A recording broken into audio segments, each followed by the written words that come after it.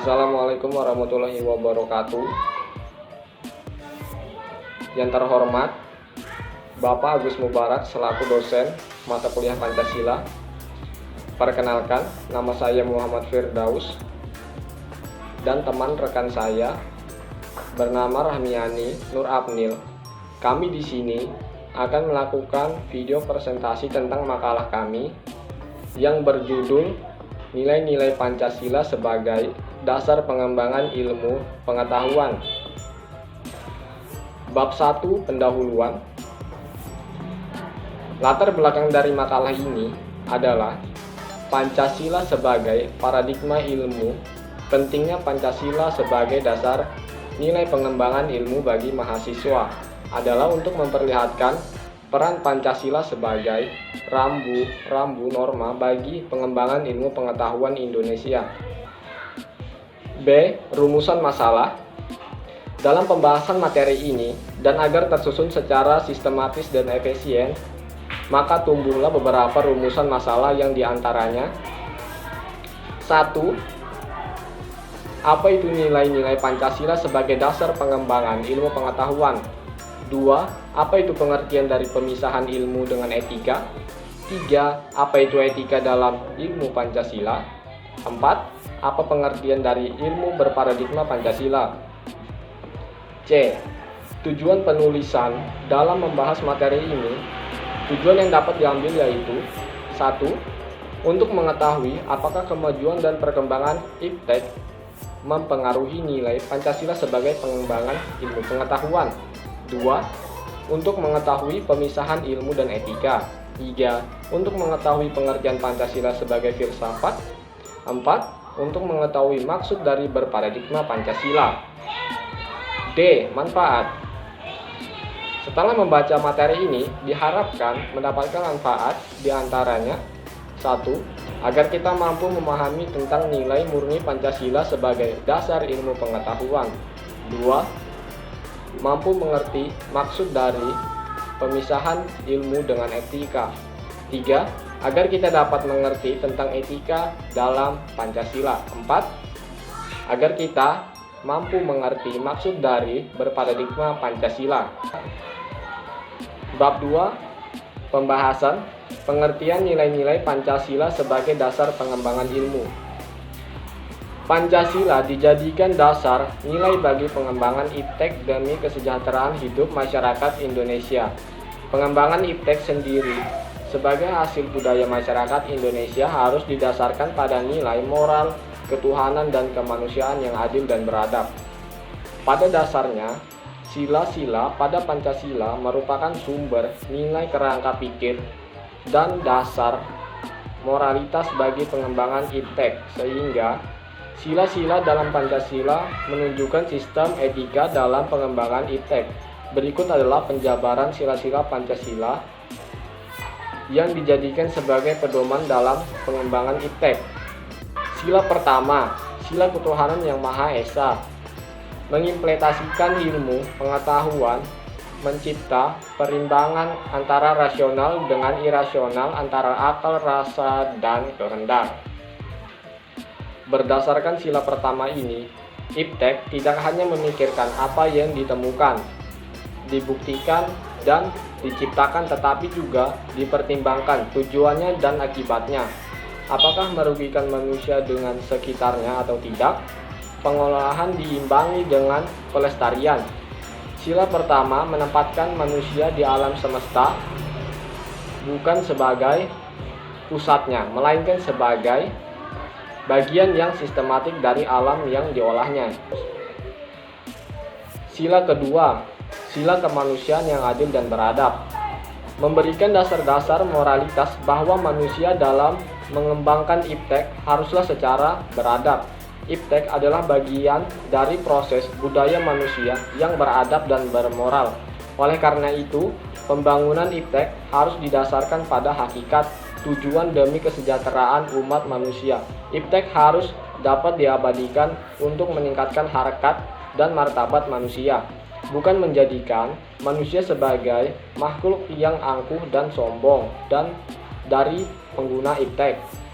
Sila ketiga, Sila Persatuan Indonesia memberikan kesadaran kepada bangsa Indonesia bahwa rasa nasionalisme bangsa Indonesia akibat dari sumbangan iptek. Dengan iptek, persatuan dan kesatuan bangsa dapat terwujud dan terpelihara. Persaudaraan dan persahabatan antara daerah di berbagai daerah terjalin karena tidak lepas dari faktor kemajuan iptek. Oleh karena itu, iptek harus dikembangkan untuk memperkuat rasa persatuan dan kesatuan bangsa dan selanjutnya dapat dikembangkan dalam hubungan masyarakat Indonesia dengan masyarakat internasional. Sila keempat, sila kerakyatan yang dipimpin oleh hikmat kebijaksanaan dalam permusyawaratan perwakilan. Mendasari pengembangan iptek secara demokratis. Hal ini berarti bahwa setiap ilmuwan haruslah memiliki kebebasan untuk mengembangkan iptek. Selain itu, dalam pengembangan iptek, setiap ilmuwan juga harus menghormati dan menghargai kebebasan orang lain. Dan harus memiliki sikap yang terbuka, artinya terbuka untuk dikritik, dikaji ulang maupun dibandingkan dengan penemu teori lainnya. Sila yang terakhir, sila kelima, sila keadilan sosial bagi seluruh rakyat Indonesia. Kemajuan iptek harus dapat menjaga keseimbangan keadilan dalam kehidupan kemanusiaan, yaitu keseimbangan keadilan dalam hubungannya dengan dirinya sendiri, manusia dengan Tuhannya, manusia dengan manusia lain, manusia dengan masyarakat, bangsa dan negara, serta dengan alam lingkungannya. A. Pemisahan ilmu dengan etika. Pentingnya Pancasila sebagai dasar pengembangan ilmu dapat ditelusuri ke dalam hal-hal sebagai berikut. Pertama, pluralitas nilai yang berkembang dalam kehidupan bangsa Indonesia dewasa ini sering dengan kemajuan iptek menimbulkan perubahan cara pandang manusia tentang kehidupan. Hal ini membutuhkan renungan dan refleksi yang mendalam agar bangsa Indonesia tidak terjerumus dalam penentuan keputusan nilai yang tidak sesuai dengan kepribadian bangsa. Kedua, dampak negatif yang menimbulkan kemajuan iptek terhadap lingkungan hidup berada dalam titik yang membahayakan eksistensi hidup manusia di masa yang akan mendatang. Oleh karena itu, diperlukan tuntunan moral bagi para ilmuwan dalam pengembangan iptek di Indonesia.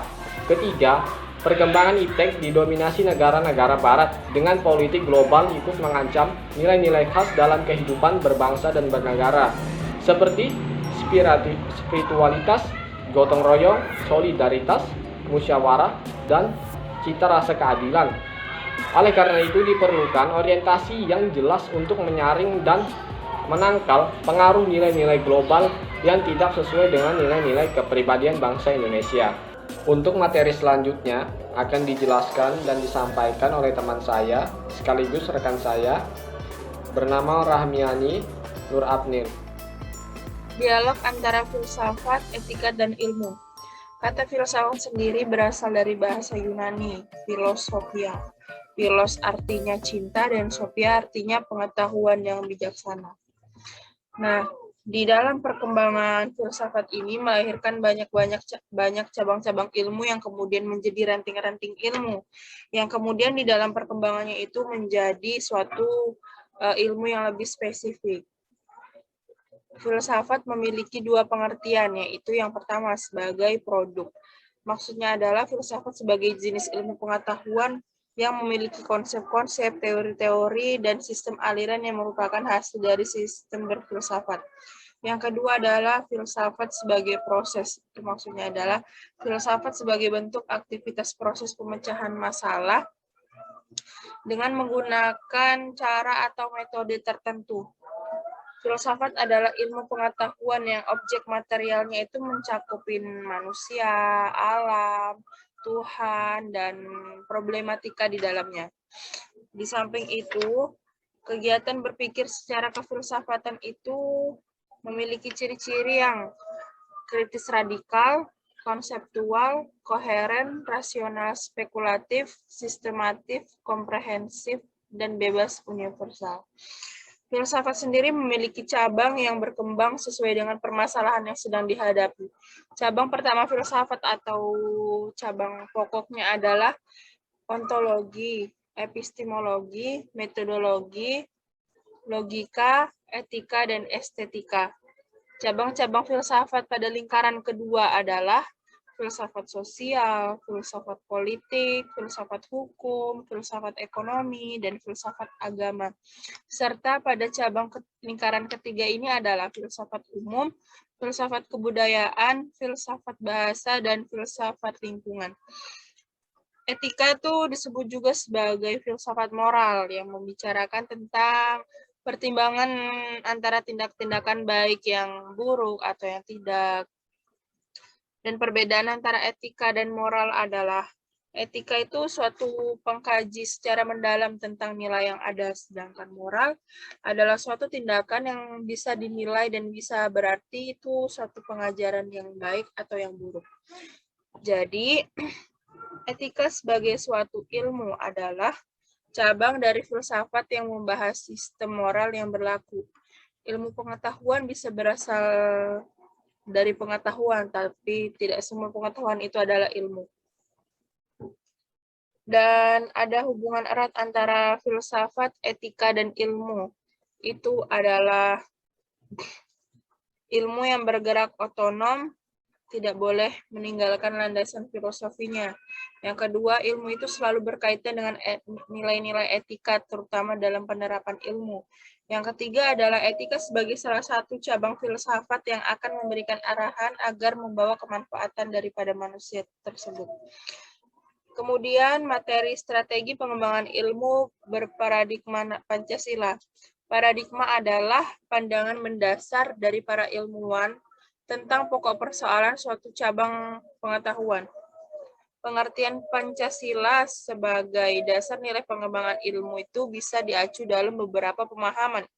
Yang pertama, setiap ilmu pengetahuan dan teknologi yang dikembangkan di Indonesia itu tidak harus bertentangan dengan nilai-nilai yang terkandung di dalam Pancasila. Yang kedua itu, setiap ilmu pengetahuan dan teknologi yang dikembangkan harus menyertai nilai-nilai Pancasila sebagai faktor internal pengembangan ilmu pengetahuan dan teknologi itu sendiri. Yang ketiga, nilai-nilai Pancasila berperan sebagai rambu normatif bagi pengembangan ilmu pengetahuan dan teknologi di Indonesia. Yang artinya, IPTEK sendiri itu agar tidak keluar dari cara pandang berpikir dan cara bertindak bangsa Indonesia sendiri. Yang keempat adalah setiap pengembangan ilmu pengetahuan dan teknologi harus berakar dari budaya dan ideologi bangsa Indonesia sendiri, atau lebih dikenal dengan istilah indigenisasi ilmu atau mempribumian ilmu. Pentingnya Pancasila sebagai dasar perkembangan ilmu dapat ditelusuri dalam hal-hal berikut. Pluralitas nilai yang berkembang dalam kehidupan bangsa Indonesia. Nah, hal ini tuh membutuhkan refleksi agar bangsa Indonesia sendiri itu tidak terjerumus dalam penentuan keputusan yang tidak sesuai dengan kepribadian bangsa. Yang kedua, dampak negatif yang ditimbulkan akibat kemajuan ilmu pengetahuan dan teknologi ini yang telah berada di dalam titik nadir yang membahayakan eksistensi hidup manusia di masa yang akan datang. Dan yang ketiga adalah perkembangan ilmu pengetahuan dan teknologi yang didominasi negara-negara barat dengan politik global. Jadi, kesimpulan dari materi ini adalah pengembangan ilmu dan teknologi terlebih yang menyangkut manusia haruslah selalu menghormati martabat manusia, haruslah meningkatkan kualitas hidup manusia baik sekarang maupun masa depan, membantu pemekaran komunitas manusia baik lokal maupun global, dan paradigma sebagai alat bantu para ilmuwan dalam merumuskan apa yang harus dipelajari, apa yang harus dijawab, bagaimana seharusnya kita dalam menjawab, dan aturan-aturan bagaimana yang seharusnya kita jalankan dalam mengetahui persoalan tersebut. Pentingnya Pancasila sebagai dasar pengembangan ilmu itu dapat ditelusuri ke dalam hal-hal yang berikut. Pertama, pluralitas nilai yang berkembang dalam kehidupan bangsa Indonesia ini seiring dengan kemajuan ilmu pengetahuan dan teknologi menimbulkan perubahan dalam cara pandang manusia tentang kehidupan. Sekian presentasi dari kelompok kami, kurang lebihnya mohon maaf. Wassalamualaikum warahmatullahi wabarakatuh.